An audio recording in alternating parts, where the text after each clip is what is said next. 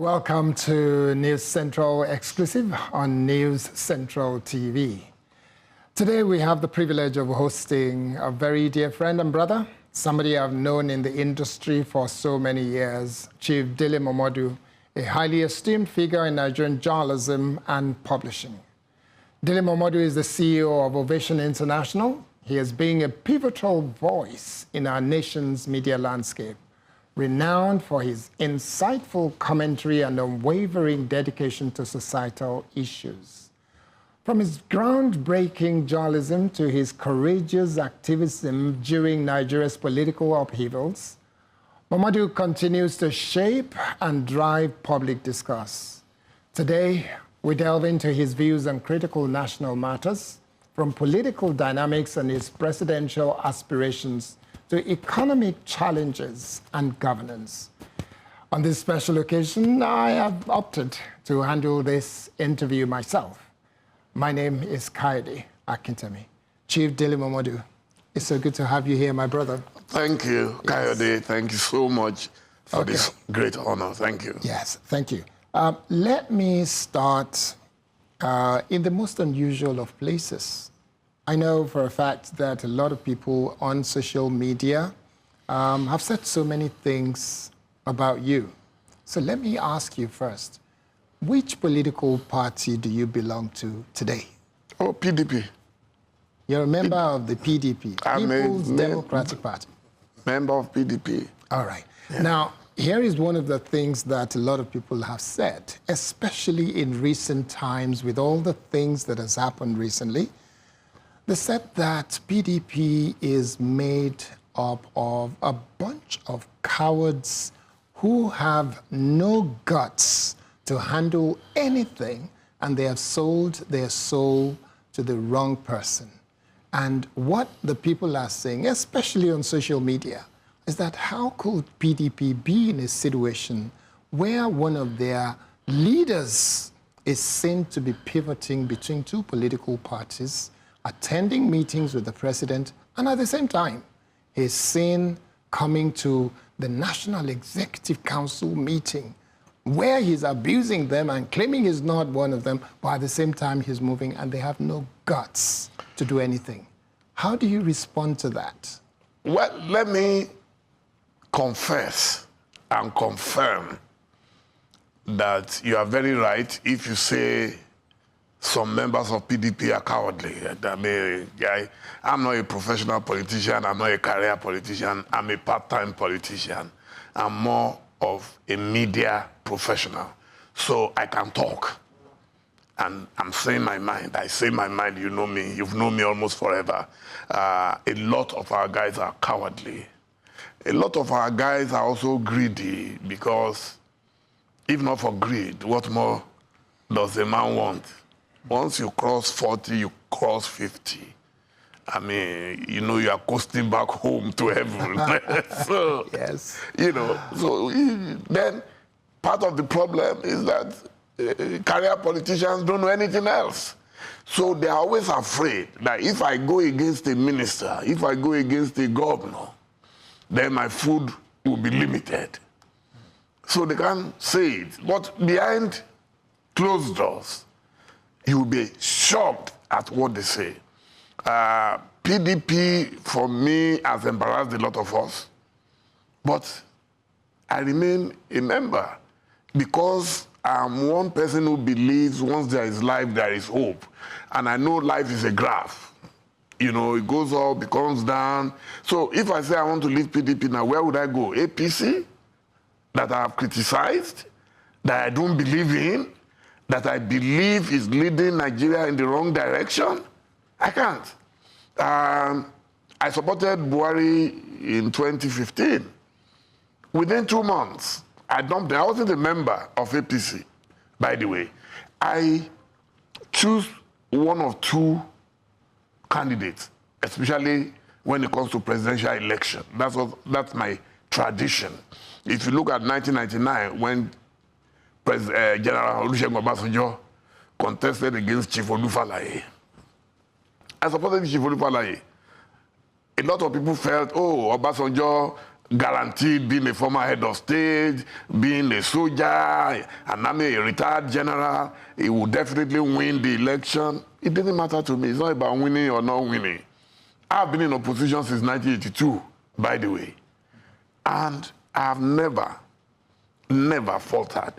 Is it because my role in politics or my mission in politics is not about becoming a minister or becoming anything, but searching for that great leader who will eventually, ultimately change Nigeria for the better. Could you point to anybody in the PDP that you can say there is one person or two people in PDP that could be that great leader? Well, I mean, for once, I would say I've worked with one of them. If I didn't believe in him, I wouldn't work for him. Alhaji Atiku Abubakar, a great seasoned administrator and a consummate businessman. You know, I just already told you that politicians must have what they do outside politics. The biggest problem confronting Nigeria is the fact that people have no job to return to. If you look at Atiku Abubakar, he's been out of government and power since 2007 till today. It does not control any state in Nigeria. It doesn't, even Adamawa, where he comes from, it does not control it. So yet he has survived. Yet he's been able to run his businesses. He's able to travel globally to do his businesses. Every other politician I know feed from the state. Those who were paupers, certified and certificated paupers, are swimming in billions. They are able to do everything, including buying private jets, and yet it's difficult to point at something that they are doing apart from politics. So that endears him to me. I love that aspect of him. Then the other is that he's a Democrat, a quintessential Democrat who, unlike most other people, is not perfect. No human being is perfect. He does not control any bandit. You know, in politics, people believe that you have to be a godfather to other politicians. You have to be a man who controls all the thugs in the cities.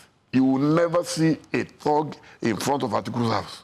Never. And you will never go to Atiku and gossip that somebody, Atiku will say, I'm going to, what you are saying now, I'm going to ask the person. For me, that's what leadership is all about. When people say it's desperate, I don't see desperation in contesting an election. It's your right. It's for the people to vote or not to vote. People have called me, oh, don't you think you should advise him not to run again? I said, no, that's not tenable. I'm a Democrat. Anybody who wants to run, if you feel you have the mental capacity, you have the physical ability, and you have what it takes to run a country, it's your right. So those who want to support. Those who don't want to support, I'm a Democrat. Okay, so if you are to look now, because I want to move you away from just the PDP, there's a lot we have to talk about. But if you're to look today, if you have to pick three people that you can say they are leaders within that political party that you belong to, and these three, possibly five, but I'll say three, let's keep it minimal number, three people who have the guts to speak truth to power, even within their own team, which is the PDP. Because there is no point in you saying, I'm in opposition, and even within your party, you don't have the guts to speak truth to members of your party. And then you can afford to say to President Tinubu this or that or that. But within your party, you don't have the guts to speak out. So who are the three people you will pick that have the guts to speak to the fact that you have a Wike in your party and he's still there despite all the things that he's doing? Well, I think number one will be my very good friend, the governor of Osun State. And that's Senator Ademola Nurudeen Jackson Adeleke. He will talk to anybody. He will sit in front of the president and say, Mr. President, I respect you, but what you are doing is wrong. And that's what we need in our party. Is one person. But I want to also let you know that an average politician is measured. I come from a background of activism in Ife, the Aluta continual tradition of Great Ife. So, and I've not been able to remove that from me. An average politician does not come from that kind of background. So they're always very measured. They know that, hey, tomorrow this guy might be your friend, so you better be careful. But we need to rescue our party urgently. I'm tired of talking about Wiki, but there is no way you can talk about PDP without talking about Wiki. Yes. You see, Wiki likes to boast that nobody has contributed to PDP more than him. But there's nobody who has also benefited more from PDP than him. He will be a nobody without PDP. He started from local government chairman to chief of staff to Rotimi Amechi, to minister of state in education, back as governor for 8 years, and now as minister again of the FCT, and yet you are causing chaos in a party you claim to love, in a party you said you would never dump for another party. You've practically dumped PDP for APC. Anybody who has shame will be bold enough. They say he's a bold man. If you are bold enough, then say it that you are going to follow Tinubu till death do you part, and then leave your party. People say, oh, but Atiku and Co left the party once upon a time. I said, yes, but they left. They had the courage to leave if you are disgruntled. If you are tired of where you are working, you leave. You can't remain in New Central. And then your board will hear that you are here and you are working for another organization. I mean, that cannot work in the private sector. It's only in Nigerian politics that you can have somebody turn himself into a bull in a china shop.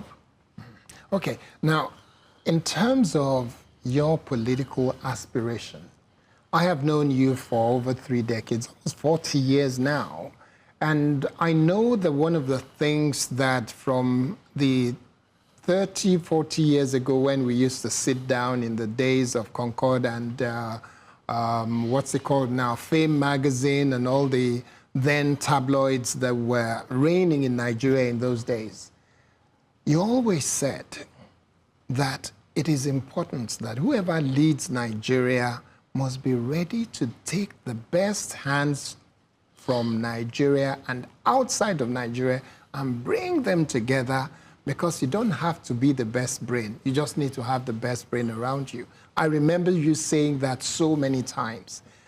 What is your current aspiration going forward, considering the fact that 2027 is already in front of us? Do you still aspire for any office? I'm a very blunt person, and I'll be as brutally frank as possible. I'm already frustrated by Nigeria. Many people, if Aliko Dangote could be frustrated by Nigeria, so you can imagine my frustration. I am very frustrated. I told Governor Aminu Waziri Tambuwa the other day, I said I will never contest again in Nigeria unless you want to dash me the ticket. Nothing is impossible. You can see how Joe Biden has just dashed a free ticket. So that can happen to anybody. I believe in the power of destiny. But for me to go and buy a form for 40 million, 100 million, go through the process of it will never happen. Now, your political aspiration, you're saying that you're not particularly interested in aspiring for office again. So when you look at where we are as a nation today, what is it that we need to do to correct what a lot of people are calling the anomaly that Nigeria has become? And it started May 29, 2023, when we heard subsidy is gone. And then a few days or weeks later, we're going to float the Naira. And we have waited with Labour making a lot of huffing and puffing until we arrive over a year later to 70,000 Naira as the minimum wage. How do you try to unbundle all of these incidents that's happened to us? I mean, just as follow-up to your earlier question, This thing is not rocket science. From day one, a leader, Mr. President, supported by his vice president, must pick the best team possible. Star-studded. You remember the Okonjo Iwealas, the Akiwumi Adeshinas, You remember even in the military era, especially the Babangida era, Alex Akinyele, Bolaji Akinyemi, Omokri, Tai Solarin, Wole Soyinka, all of them playing different parts. You understand? No matter what you want to say about Babangida, I always say it. Apart from the annulment of June 12, which I'm sure he himself considers a fatal error of judgment, he had one of the best teams ever in Nigeria. God is my witness. Today, if you ask me to name 10 ministers in Tinubu's government, I will struggle. I'm not kidding. I will struggle. When we were young, we knew our president, we knew the ministers, we knew even commissioners in the states because they were all stars in their own right. Today is the dregs of society, what Frantz Fanon would call the wretched of the earth, that we push forward because it's now all about who helped me. A Wike will never be in charge of FCT, a place that needs someone very cosmopolitan, not someone very brash. It's not just about, I want to tar road. You can do that in your state. When it comes to FCT, you are the PR. If your first job is to make the place welcoming, not somebody who will sit down and be belching orders, belching instructions, insulting senators on national television and saying, I don't care. I'm not afraid of anybody. That is what politics has become. And that is why we're not making progress. Such a man, maybe you put him in works or something. The guy is good. He knows what to do when it comes. So take him to power. The biggest problem confronting Nigeria today is power. Take him there so he can go in the bush and be screaming at people who are tying wires and things like that. But you don't put such a man in such a beautiful city as Abuja. You will not go. I heard during a visit to Australia that Abuja, the concept for Abuja actually came from Canberra.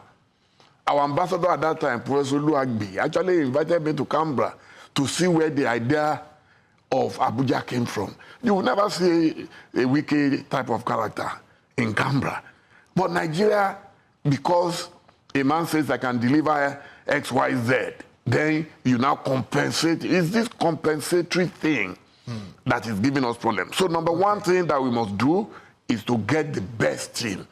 Then when you get the best team, from day one, you must have a master plan of what you want to do. Anybody coming to say, subsidy is gone forever, that is too impulsive. Okay. Yeah.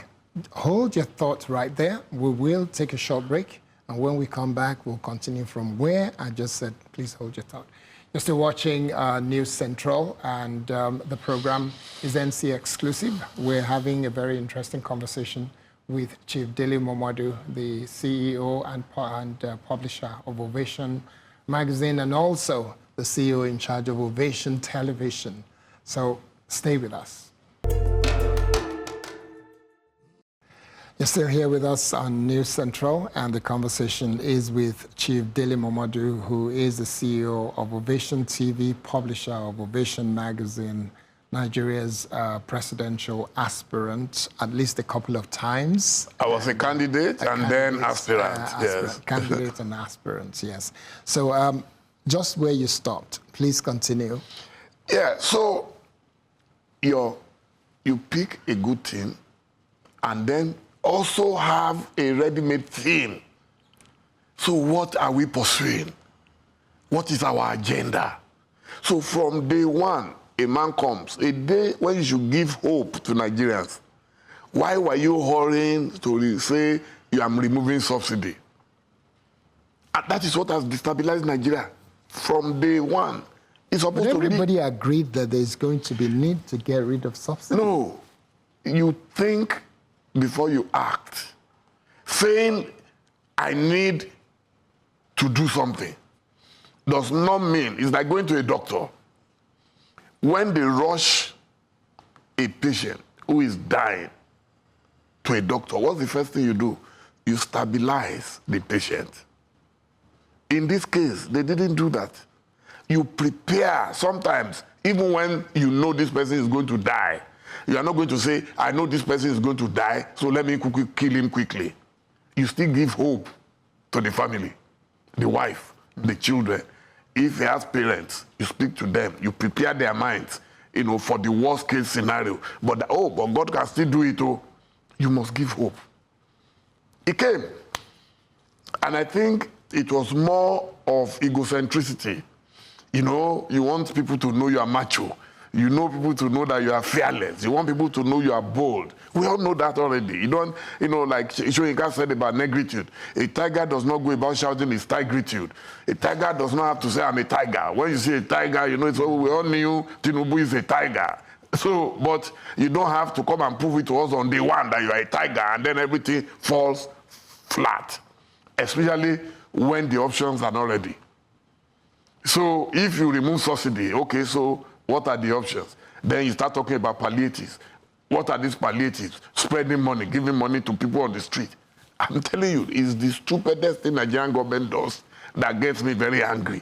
That at this time and age, you will carry cash and disburse. In a country of over 200 million people, how many people are you going to buy? And then how much are you giving people? Buhari was giving 5,000 or thereabout. What can 5,000 naira buy? The 50,000 that Tinubu says he wants to distribute to 3 million people right now cannot even buy just a small basket of tomato. Why don't you invest that money? You see, I'm a constructive critic. Why don't you invest that money in vocational work? Get 1 million new millionaire entrepreneurs into the system. 1 million. If you give each of them 1 million, that's just 1 billion. That's all. 1 billion is 1 million in 1,000. Okay, 1 million in 1,000 places is how much? Is 1 billion. So if you put 100 billion aside, it will produce at least 1 million new entrepreneurs. And then it is not a dash. They come forward with their blueprint. Which areas are we interested in? Agriculture. Because food, as long as you remove food out of poverty, there's a Yoruba proverb. Once you remove food out of poverty, poverty will die. Yeah. So tell them you need 1 million people in the agricultural sector, and you will give them grants of 1 million. You will be amazed. Each of those entrepreneurs would have at least maybe 5 to 10 people working under them. Okay, I like where you're going, because one of the areas of passion for me is agriculture. And I look at what is happening today. And I remember on one of our programs, A Place at the Table, Funke Treasure talked about what Papa Obafemi Awolowo did with the farm communities, and he has created communities, about 20 of them in the southwestern part of Nigeria. But those communities and the farmlands that were set up then, the current set of governors are not doing, they're not pulling their weight, and they're not investing in agriculture, because they seem to just open their arm and say, oh, we don't know what to do. The nation is in trouble. We have food insecurity, and you don't see them investing. What would you be saying to our governors? Let's leave the president alone. Let me tell you something. It's part of when we blame the federal government and you come to the state level, it's still the same thing about not picking the right people. Chief Obafemi Awolowo surrounded himself with intellectuals. If you go to the US today, those who govern rely on intellectuals. That's why you see that most political debates actually take place on university campuses, because they want that benefit of research. You cannot take decisions when you have not researched it. It is not enough even growing the crops. what do you do with the harvest? Only intellectuals will be able to give you that chain of control that when you plant, you water, you fertilize, you do everything, it grows, you harvest, so how do you preserve it? And then how do you turn it into something that people can buy, the processing, so that you have this. So when you talk about agriculture, it's not just about having a farm. So who are the end producers? Because today, what we see as milk, in fact, I'm happy you lived a bit in Ghana. Everybody used to come to Ghana to pack their cocoa away. But Ghana one day decided, no, you can't come here and pack our cocoa. You must process it. Yes. Before you take it out. They have the dark chocolates now. Yeah, these things are possible. Anything you want in Nigeria. Nigerians are among the most brilliant human beings you can find. That's why you see even in the cabinet of Joe Biden, about 3 of the first appointments he made, they were Nigerians. One of them is from my mother's place in Gbogon, in Osun State. That is what we need today, and that is what is lacking. So help me understand, why are governors not doing what they're supposed to do, and why are activists like yourself who speak truth to power not pursuing and chasing down governors, holding them by the scruff of the neck and saying, Mr. Governor, you have to do, you have to do. I will tell you why. The federal government in Nigeria is like Almighty God. Even for the governors to survive, that is why you see a governor of a different political party kowtowing to the presidency, because that's where the main action is. That's where they go to pick their statutory allocation. That's where they have to lobby for them, even to control the commissioner of police in their state. They have enough problems they are dealing with in their states. Now, the ones I have access to, I used to have access to Wike, for example, when he was governor of Rivers State. I used to advise him. I used to commend him. I used to promote him, especially in the area of infrastructure development. And he used to listen. You see, the problems that the governors have is almost similar to the problems that the president has. And what is the problem? Is that everybody is looking for second term. From day one, from the day they are sworn in, they're already thinking of. So they begin to compromise, they begin to manipulate, they begin to meander, until 4 years is wasted. You need leaders who are thinking first about legacy. And they are not thinking about, oh, I want to be in power for 8 years. After that, I want to become a senator. I don't know where we got our own system from. That every governor now feels that after governorship, he cannot retire and go home and go and do something for himself. He must be a senator. Is there a governor that you can point to, maybe 3 of them or 5 of them, that you can point to and say they're doing something right? Oh, yes. I mean, again, I will speak mostly to PDP governors that I know are doing great things. And I will say a few people that I believe are really doing well, because I don't want to be accused of just praising PDP governors. I think Babajide Sanwo-Olu in Lagos, I've seen a couple of his programs. When you look at the red line and all those things, you will know that this man is forward thinking. And he has a vision of what Lagos should be. Maybe there are handicaps I may not know about. But, I mean, within the resources available to him, he's been able to show that, hey, he wants to modernize Lagos.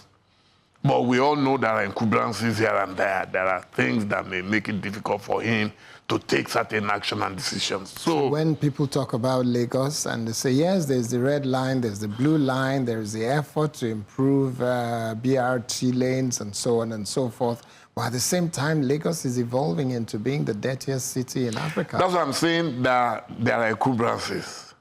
So I wish, it's one of the reasons, I'm sorry, I'm not supporting APC.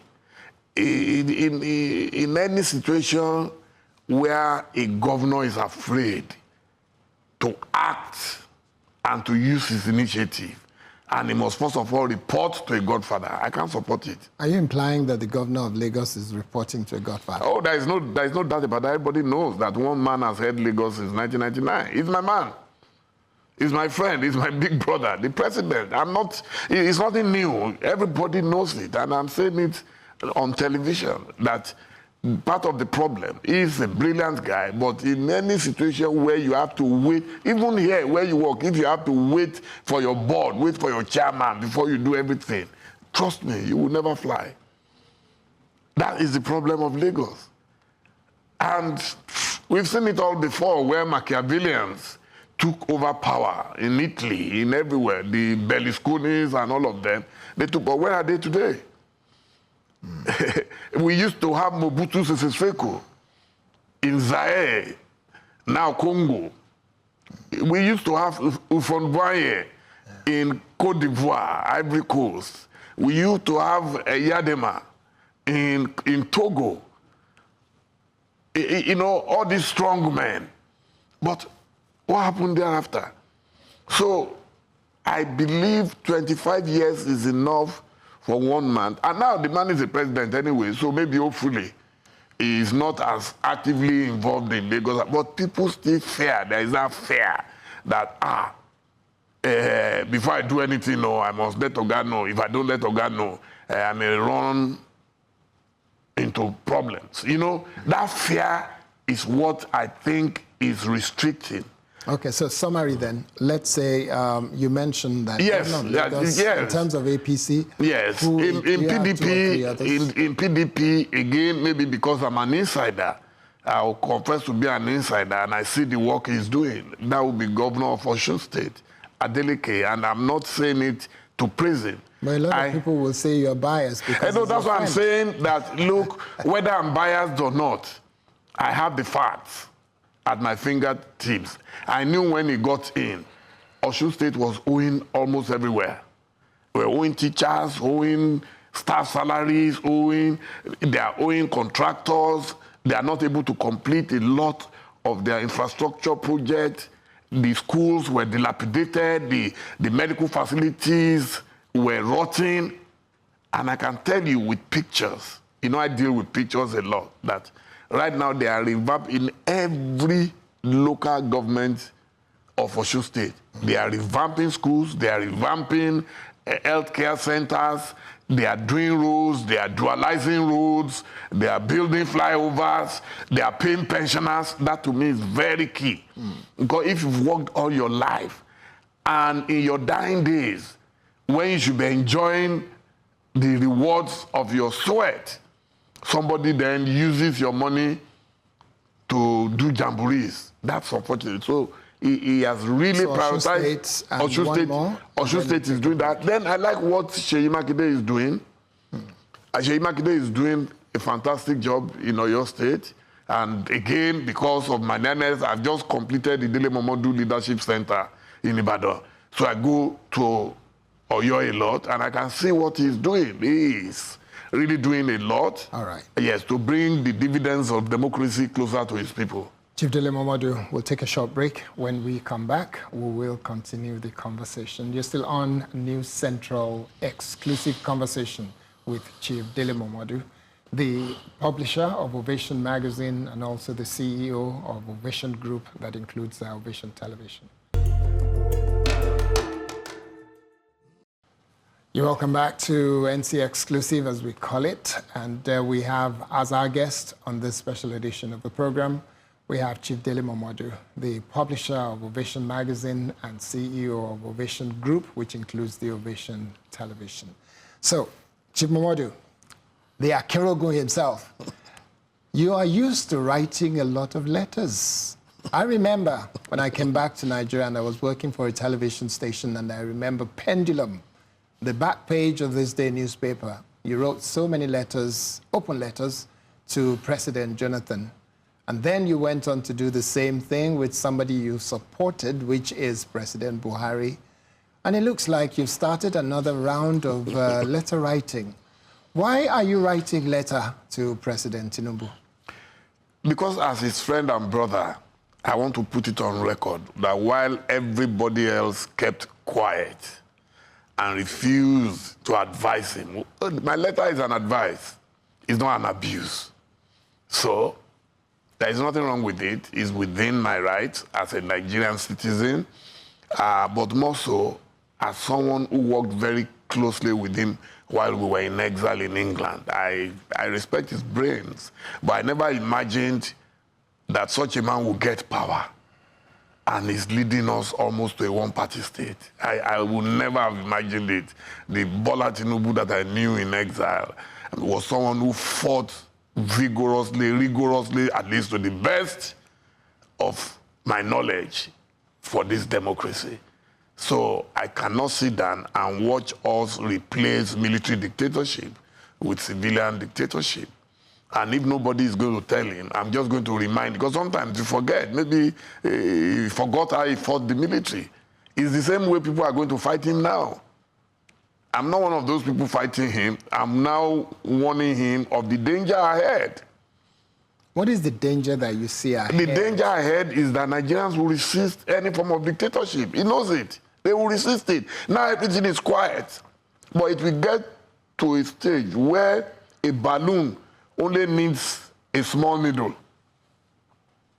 and everything will go bust. So when you accuse the president of likely creating a situation where it looks like we're heading towards a dictatorship, what are the evidences? It's very clear.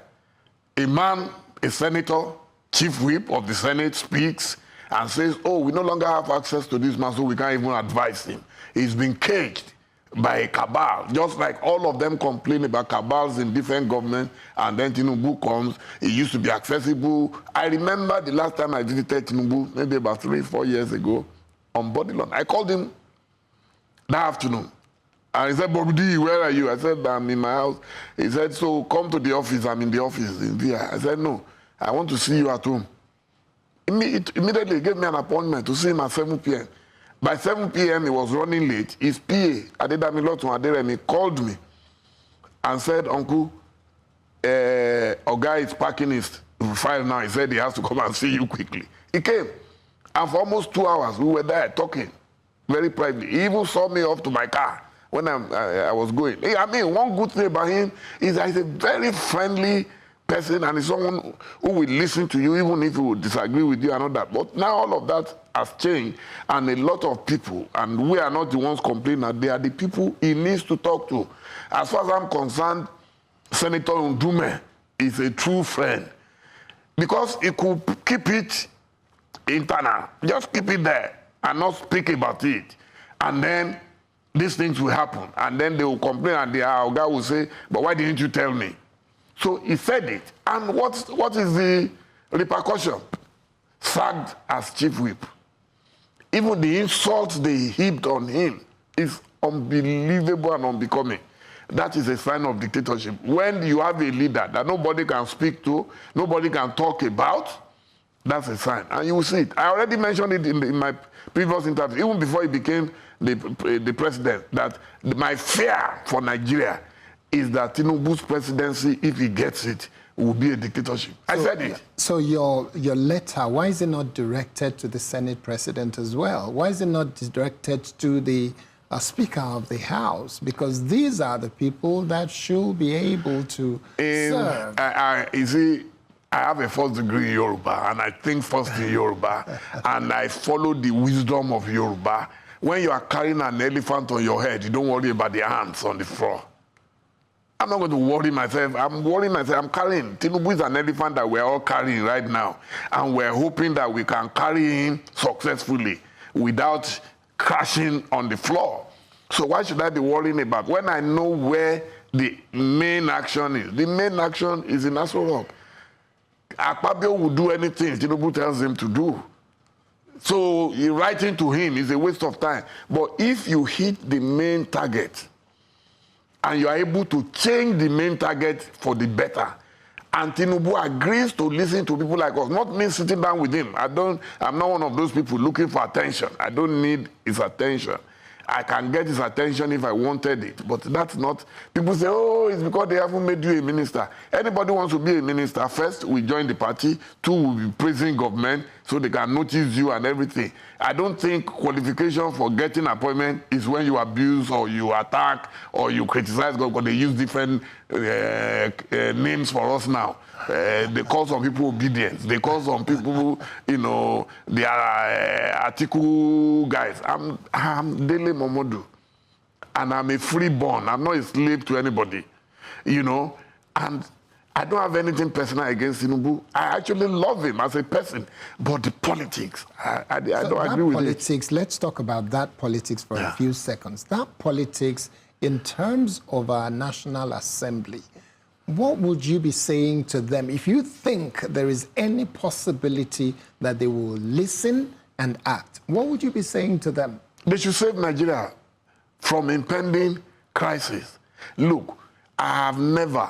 Yeah, we've always complained in Nigeria that we have crisis, but I've never imagined that a day will come when people will be substituting tomato with watermelon. Cucumber and watermelon. I've never. So I will beg them. One, they must reduce the profligacy. They live, if you go to Abuja, you know, I lived for some time in Abuja. I haven't been in Abuja this year anyway, and by the way, because really, I don't have any business there. But if you live in Abuja and you see the way these people live, it's so outlandish that you just have to beg God for forgiveness on their behalf. Because Nigerians are suffering and they don't seem to know and they don't seem to care. This is one of the reasons I wrote the letter to the president. The president believes that, hey, people should come to him, he will help them. How many people can he help individually? When Chief Abiola contested, I remember he told us that he has realized that he does not have enough to take care of the needs of the people around. So he needs to go into government so that I can have enough to redistribute to the people who need it. And he used to say, there is enough for the need of every Nigerian, but not enough for the greed of some Nigerians. That's what is going on. I remember him saying that even to me, because I interviewed him on his 55th birthday many years ago. He said that, and he repeatedly said it. Now, let's move very quickly. What is the problem between yourself and Dr. Doyin Okupe? I know that on social media, there's been questions asked about the way he perceived your so-called attack against the president, and he seemed to be strongly in support of the president. I don't think we should waste our time for that. I mean, my letter to the president is my main focus. His was just a collateral damage. And then what about your good younger brother, as he calls himself, Reno Omokri, on social media? Because he's gathering some momentum when it comes to the support of the president. No comment. You will not comment about Reno Omokri. You have nothing to say about him. No, it's my bro. He remains my bro. We chat privately, and then I see these things online. It doesn't matter. He's my bro. Me, I love people unconditionally. Yeah, I mean, so I'd rather leave him. It is his right to defend anybody. I would never. When I wrote a letter to Tinubu, I didn't write a letter to him. So why should I now worry myself about that? Okay. Now, in terms of allowances of the members of the National Assembly, a lot of people say it runs into billions. And there is a lot of concern, despite the fact that they said they have now agreed to a 50% cut in their wages. How do you try and understand or disassemble their position on the issue of wages plus extra that they get as the gravy on top of their salary? I've said it repeatedly. It's not just the National Assembly. Every one of us must learn to downgrade and downsize. Even in my company, for me to be able to pay salaries regularly, there are things I used to do that I can no longer do. If you have a conscience, anybody who has a conscience should wake up now and say, look, I've decided that normally this is how much. Their salary is not the problem. The problem are all those allowances, and don't forget that some of them, they are chairmen of committees. So, you know, Nigeria now, That one runs, in fact, that one you will never know how much. Any leader who truly wants to reform Nigeria positively, trust me, can do it. We have more than enough. Like Chief Abela said, we have more than enough for the need of Nigerians. What Nigerians need, how much? Imagine people queuing up to vote because of 500 naira. It tells you that they are not expecting too much. So all you need to do, and it's one of the things I told President Tinubu, cut this waste. You don't need a president. Look, I will carry Tinubu on my head, shouting, you are the greatest, you are greatest, on my head. If he can reduce the waste, if tomorrow it announces that I've sold all presidential jets, God blessed me with private jets myself in my private capacity, I will return to it. And then when my team, if we need to travel, which is not every day, I will call on Air Peace. They have very good planes. Some of them are new planes. You call on them, you can call on IBOM here, and they will take us to where we're going, and you keep the money in the country. That's not rocket science. I mean, are we bigger or more important than Britain and all these other countries that they have more money than us, and yet their leaders cannot waste money? A wife, girlfriend, and everybody cannot pick a presidential jet in London. You live there and just go and say, I'm traveling for a weekend, I want to go and party, and then you go on the... It's not possible.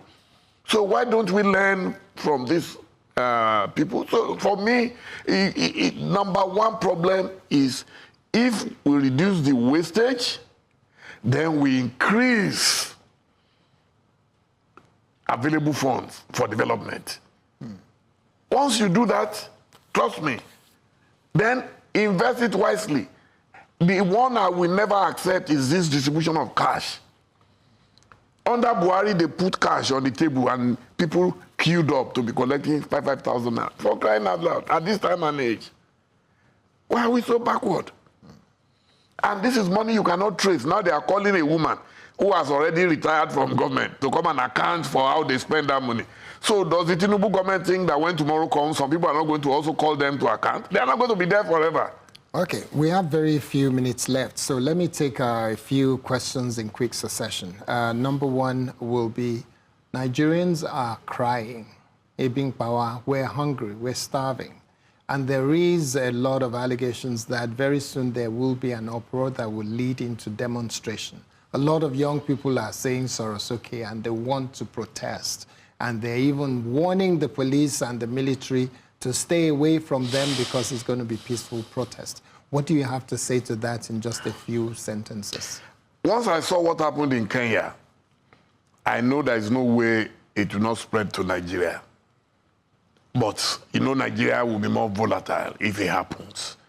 So we will continue to appeal to the ones who can listen to us that whatever you do, it's your right to protest. I'm not going to tell anybody not to protest. I'm not that kind of person. Tinubu himself protested. In fact, Tinubu is one of the people who radicalized me as a person because I followed him as a disciple. And we all demonstrated. We demonstrated in London, we demonstrated in Nigeria, we demonstrated against the Yaradua Kaaba. So there is no reason why Nigerians will not be able, but they should make sure that it is absolutely peaceful.